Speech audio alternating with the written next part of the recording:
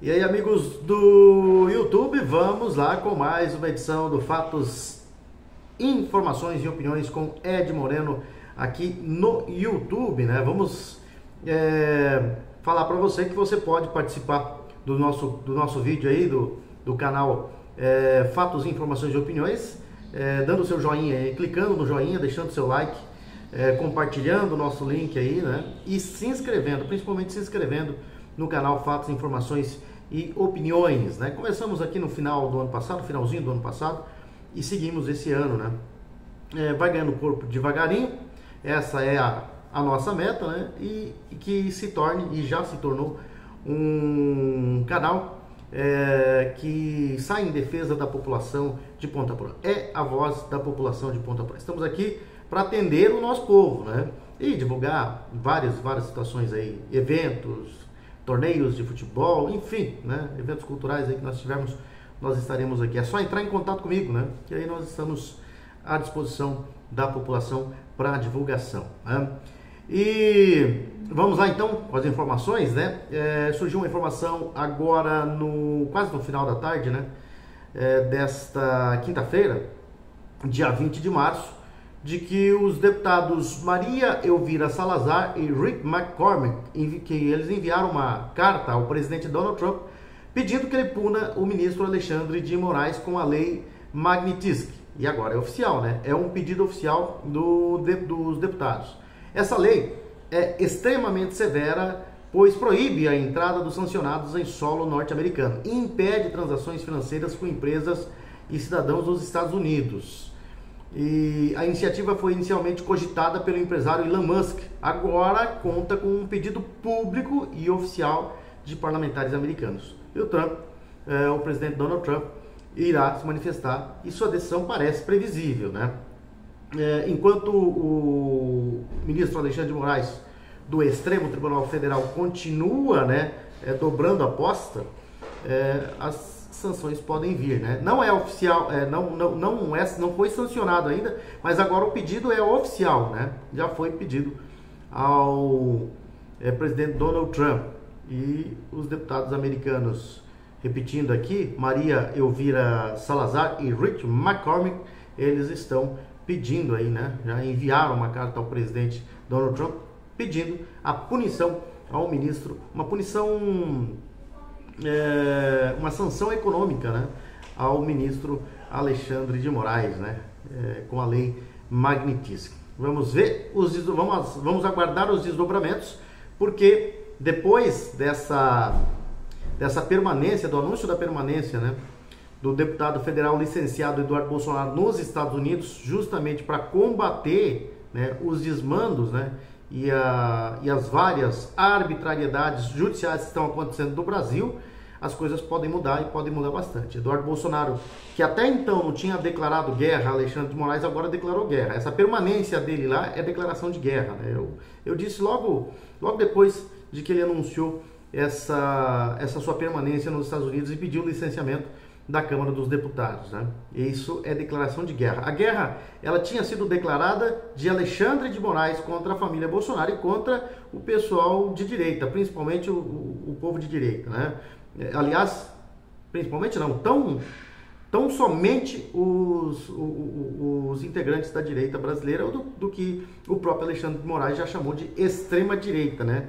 Politizando totalmente o judiciário brasileiro. Só que essa permanência do Eduardo Bolsonaro lá é declaração de guerra e a gente sabe que vem alguma coisa de lá dos Estados Unidos, né? E o ministro Alexandre de Moraes, ele, durante um jantar oferecido pelo ministro, né, por ele, na última terça-feira, o deputado federal Eduardo Bolsonaro, agora licenciado, ele se tornou alvo de comentários irônicos, né, chacotas, né, entre os convidados. O evento, realizado no apartamento do magistrado em Brasília, tinha como objetivo homenagear Rodrigo Pacheco, senador do PSD de Minas Gerais, por sua gestão na presidência, né, sua gestão de cachorrinho, né, fazer tudo que o Alexandre de Moraes queria. E contou com a presença de diversas autoridades dos três poderes. Quem esteve por lá? Entre os presentes estavam o vice-presidente Geraldo Alckmin, o presidente da Câmara, Hugo Mota, do Republicanos da Paraíba, o presidente do Senado, Davi Alcolumbre, do União do Amapá, além do Procurador-Geral da República, Paulo Gonet. O encontro também reuniu 7 dos 11 ministros do Supremo Tribunal Federal, incluindo Luiz Roberto Barroso, Gilmar Mendes, Dias Toffoli, Edson Fachin, Nunes Marques, Luiz Fux e Flávio Dino, né? E de acordo com relatos de ao menos 3 fontes que participaram do jantar em uma conversa informal, Eduardo Bolsonaro foi chamado por alguns convidados de frouxo e bananinha, apelido frequentemente usado por seus opositores. A recepção promovida por Moraes ocorreu poucas horas após Eduardo Bolsonaro anunciar uma licença não remunerada da Câmara dos Deputados para morar temporariamente nos Estados Unidos, né? Essa chacota eles começaram desde a posse, né, de Donald Trump nos Estados Unidos como presidente dos Estados Unidos. Mas, apesar das chacotas, né, a preocupação veio. Primeiro, eles mandaram que o Itamaraty intervisse nessa situação e tratasse o caso como uma relação diplomática entre os dois países e que poderia causar sérios problemas diplomáticos entre os dois países, né? O Itamaraty foi lá e atendeu, só que acabou oficializando, né, a perseguição política aos opositores, né, do governo atual e dos que o ministro Alexandre de Moraes considera como inimigos. Só que isso tudo, né, esse sorriso amarelo, dessa confiança que quer transparecer, mostra uma situação diferente também. Foi acendido ali, como diz o Eduardo Bolsonaro, o alerta para o ministro Alexandre de Moraes. E essa sanção econômica ela deve acontecer.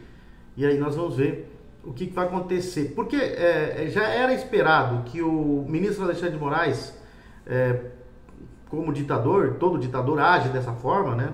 Principalmente aqueles que têm uma loucura, uma tara por perseguir os seus opositores, né?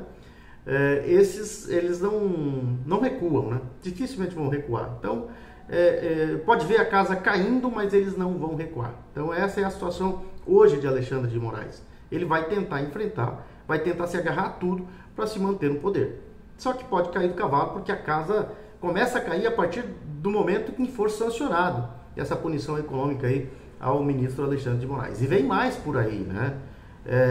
Como disse o Eduardo Bolsonaro, ele só sai dos Estados Unidos, ele só volta para o Brasil quando o ministro Alexandre de Moraes não for mais o ministro do Supremo, quando ele cair, ou se ele recuar de todas essas situações aí que vem acontecendo no Brasil, o que é muito difícil. Então ele deve vir somente quando o ministro cair, se ele cair, né? E a verdade é que o contra-ataque agora vai ser mais pesado por parte de Eduardo Bolsonaro, porque ele está lá nos Estados Unidos internacionalizando essa perseguição aqui no Brasil. E aí muita coisa pode acontecer. Muita gente apostava, principalmente os de esquerda, que não haveria interferência nenhuma, né, de Donald Trump aqui, e que isso não mudaria nada, né? Eduardo Bolsonaro, por exemplo, já foi chacota desde o início, né? Quando os esquerdistas disseram que Donald Trump nem o conhece, né? Nem deu moral a ele, né? Enfim, isso tudo foi provado ao contrário quando ele esteve lá em outra oportunidade e Donald Trump mencionou ele, né, em público, né, mais de uma vez, e hoje ele está lá e tem o acesso direto a Donald Trump e aos deputados hoje, né, e senadores, aos parlamentares que estão de olho nessa situação do Brasil, né? Então, que está se transformando aí numa ditadura do judiciário, né? Então, os Estados Unidos estão de olho. E sobre a atual situação do ministro Alexandre de Moraes com relação aos episódios envolvendo o deputado federal licenciado Eduardo Bolsonaro, o respeitado jornalista Mário Sabino fez uma análise, vamos dizer, primorosa, né? Publicada originalmente em sua coluna no site Metrópolis, né? E para Sabino, Moraes está em xeque, aplicado com eficiência por Eduardo Bolsonaro. E essa situação de xeque pode vir a culminar em um xeque-mate, né? Pelo menos é isso que diz o colunista do Metrópolis, né? E, de fato, tudo indica que o cerco vai apertar para o previsível Xandão, né?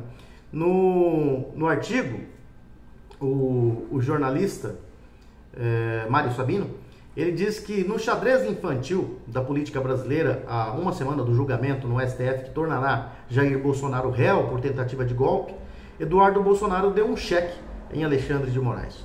Poucas horas depois de o filho do ex-presidente anunciar que se licenciaria do cargo de deputado federal para se refugiar nos Estados Unidos, onde pediria asilo político, ameaçado que estava de ter o passaporte apreendido e até mesmo de ser preso, Alexandre de Moraes arquivou a representação de parlamentares do PT que pediam a apreensão do documento de viagem de Eduardo Bolsonaro, alegando que ele feria a soberania nacional e chegaria mesmo a lesar a pátria. Ao denunciar essa arbitrariedade sempre suposta, né, do STF no exterior, o ministro se baseou na manifestação igualmente tempestiva, por assim dizer, do Procurador-Geral da República, Paulo Gonet, que certamente não se comunica com os ministros do tribunal para combinar prazos de suas respostas oficiais, mas que deixou a impressão contrária, dado que a coisa estava parada havia quase um mês na PGR e se moveu imediatamente para o desenlace após o anúncio de Eduardo Bolsonaro, né? Então logo Eduardo Bolsonaro anunciou e ele foi logo atrás ali, né? Falou,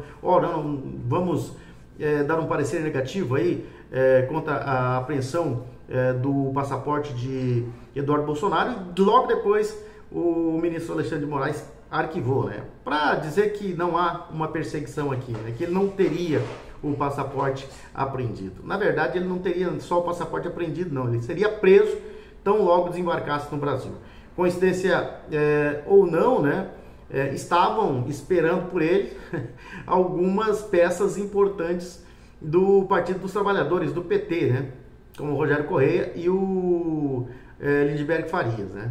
E que disseram, né, em vídeo, numa inteligência espetacular, de que eles pediram, né, a apreensão do passaporte do Eduardo Bolsonaro e que o Alexandre de Moraes, o ministro Alexandre de Moraes, já tinha atendido, né? Então, estaria apreendendo sim, tão logo desembarcasse no Brasil, o passaporte do agora deputado licenciado Eduardo Bolsonaro, que vai ficar, que já está nos Estados Unidos, né?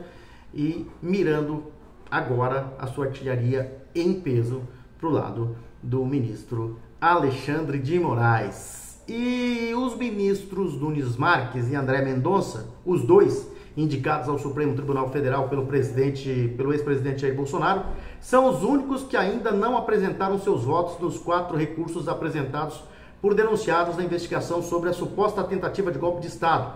As defesas dos acusados recorreram ao plenário do STF na tentativa de afastar os ministros Alexandre de Moraes, Flávio Dino e Cristiano Zanin do julgamento, alegando falta de imparcialidade. O julgamento ocorre em formato virtual, sem debates orais, com os votos sendo registrados eletronicamente. E a análise foi iniciada na manhã de ontem, né, dia 19, e em menos de 3 horas o plenário já havia formado maioria para rejeitar os recursos e manter os ministros no caso. Até o momento, os 8 ministros que já votaram foram unânimes em seguir o relator Luiz Roberto Barroso, que rejeitou todos os argumentos das defesas. Novidade, né? Novidade, ele recusou todos os argumentos da defesa. Nunes Marques e Mendonça têm até as 23 horas e 59 minutos desta quinta-feira, dia 20, para registrar os seus votos. Ainda existe a possibilidade de um pedido de vista. Será que alguém vai ter coragem para isso, né? De enfrentar o Xandão lá dentro do Supremo? Hoje o Luiz Roberto Barroso é o presidente do STF, mas quem manda lá é Alexandre de Moraes, né? E se houver um pedido de vista, força aí o adiamento, né, do julgamento. É uma verdadeira carta na manga. E atenção, nesse momento toma conta do Supremo. Será que Nunes Marques ou o André Mendonça terão coragem de fazer o pedido de vista? Vamos ver, né? Nós temos até a meia-noite desta quinta-feira, né, para a gente saber se o voto desses 2 ministros, né? E em uma troca de e-mails, o Leonardo Fernandes falou em edição de vídeos e imagens relacionados à baderna na Praça dos Três Poderes. Quem que é Leonardo Fernandes, né? é um juiz auxiliar de Alexandre de Moraes no STF que agora está sob suspeita. Em troca de e-mails entre assessores do gabinete do ministro Alexandre de Moraes no Supremo Tribunal Federal, o juiz auxiliar Leonardo Fernandes aventou a possibilidade de editar vídeos e imagens relacionados ao inquérito 4.922 que investiga os responsáveis pelos atos de 8 de janeiro. Isso aí é produção de provas, né? É produção de provas. E o documento em posse da Oeste, da revista Oeste, mostram que o gabinete do ministro se mobilizava para encontrar provas em julho daquele ano, quando a denúncia já havia sido oferecida aos investigados. Apesar de já ter o material em mãos desde o começo do processo, a equipe de Moraes não o disponibilizou aos alvos da denúncia. Na troca de e-mails em 7 de julho de 2023, Leonardo Fernandes encaminhou um link em que os colegas deveriam disponibilizar os vídeos e as imagens relacionadas ao inquérito e acrescentou a seguinte frase: quando concluído, peço que informem para fecharmos a possibilidade de edição e disponibilizarmos nos processos. De acordo com a defesa de um dos investigados, esse e-mail demonstra que as imagens foram manipuladas entre o STF, o Tribunal Superior Eleitoral e a Polícia Federal, que dividem as investigações sobre o caso. Afirmo categoricamente que todos os processos do 8 de janeiro são nulos, salientou um dos advogados sob condição de anonimato. A parcialidade do julgador torna nulos os atos processuais, pois o ministro atuou como investigador, acusador e juiz ao mesmo tempo, caracterizando o tribunal de exceção. Exige-se a responsabilização dos envolvidos. Nós estávamos falando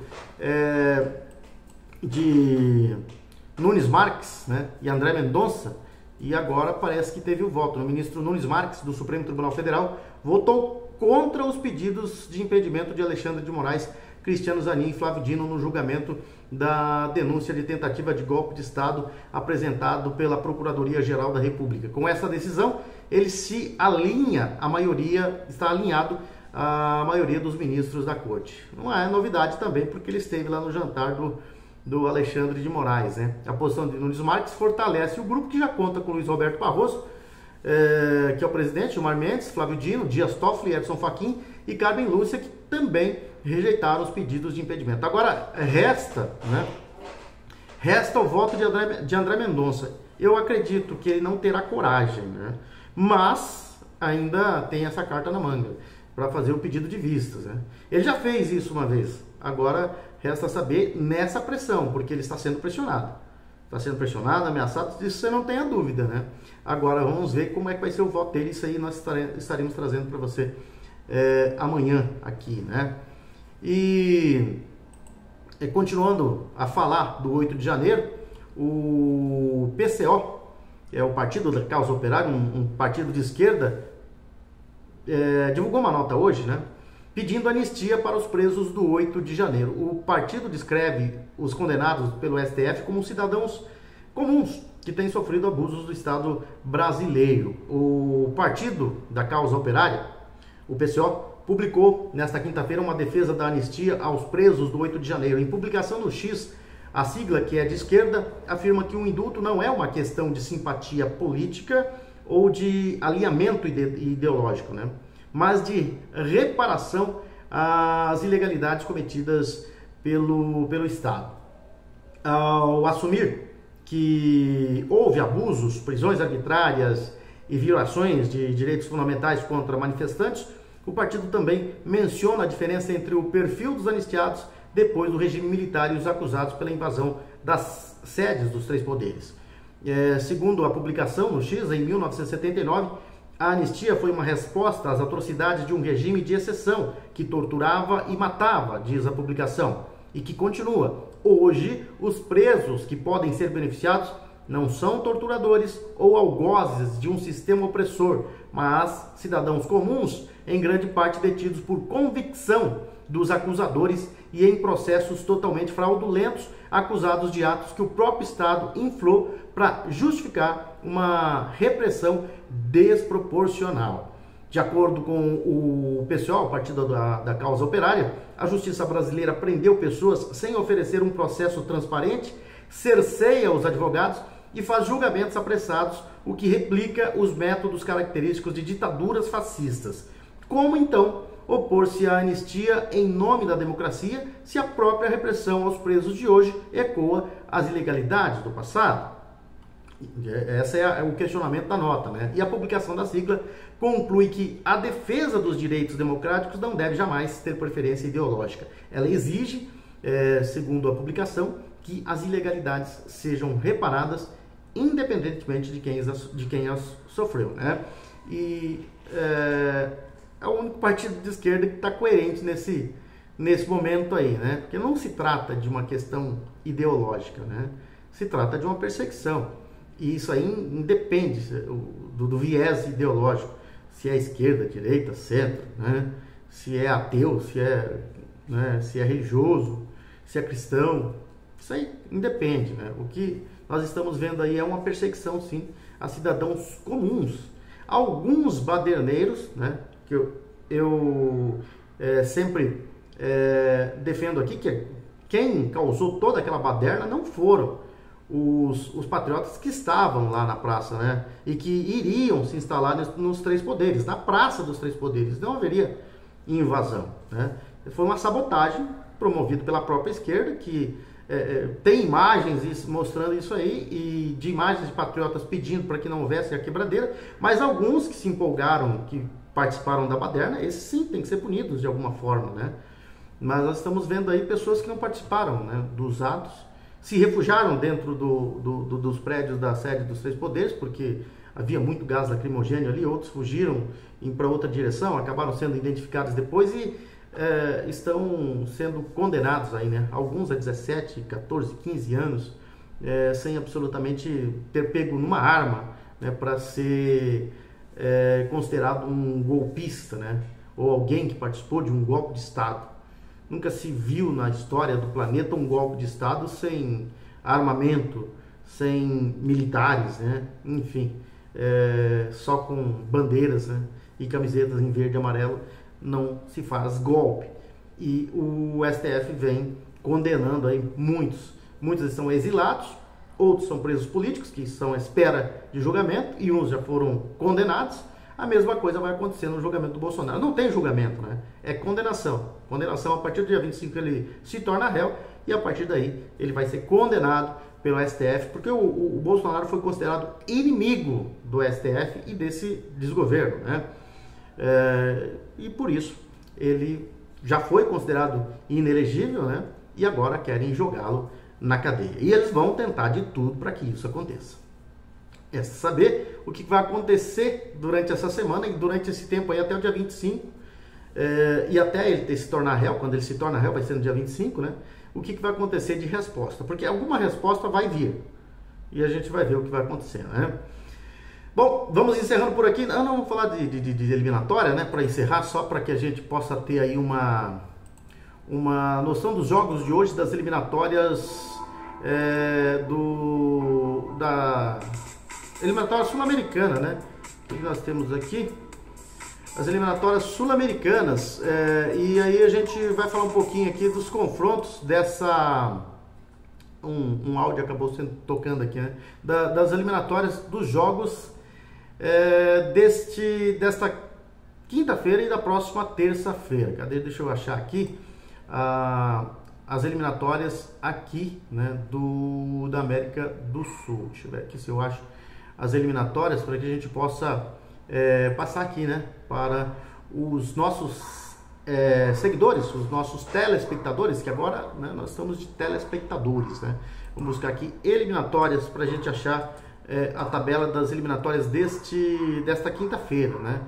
Tá difícil aqui achar, mas eu já busco para vocês, para a gente ver quais são os jogos, né, para a gente conferir quais são os jogos das eliminatórias. A seleção brasileira, né, infelizmente, depois de muito tempo, o povo perdeu o interesse pela seleção brasileira, né, pelos jogos da seleção brasileira. Nós já estamos na 13ª rodada, né, das eliminatórias. Hoje nós teremos os confrontos entre Paraguai e Chile às 20 horas, 19 horas, né? O Defensores del Chaco. Teremos no Mané Garrincha, às 20h45, Brasil e Colômbia. O Peru recebe no Nacional de Lima a Bolívia. No Casablanca tem Equador e Venezuela, amanhã, né? E também amanhã, no Centenário, tem Uruguai e Argentina. Essa é a 13ª rodada. Na próxima terça-feira, continuação da 14ª rodada, né? Nós teremos aí a Bolívia, no Municipal de El Alto, jogando contra o Uruguai, às 16 horas. Às 20 horas, também na terça-feira, tem Colômbia e Paraguai, né? Lá no Metropolitano de Barranquilla. No Monumental de Maturim, a Venezuela recebe o Peru às 20 horas. No Monumental de Núñez, estádio do River Plate em Buenos Aires, tem Argentina e Brasil, o maior clássico de seleções da América do Sul. O Chile, na terça-feira às 20 horas, também no Nacional de Santiago, joga contra o Equador. Vai liderando as eliminatórias, a Argentina com 25 pontos, o Uruguai é segundo com 20, terceiro Equador 19, quarto Colômbia com 19, quinto Brasil 18, sexto Paraguai 17, sétimo Bolívia 13, oitavo a Venezuela 12, nono Chile 9 e décimo Peru com 7 pontos. A Bolívia na sétima colocação estaria na repescagem hoje, porque são 6 vagas diretas e uma na repescagem. São essas as informações de momento. Nós voltaremos, se Deus quiser, amanhã, né, com mais informações aqui no Fatos, Informações e Opiniões com Ed Moreno no YouTube.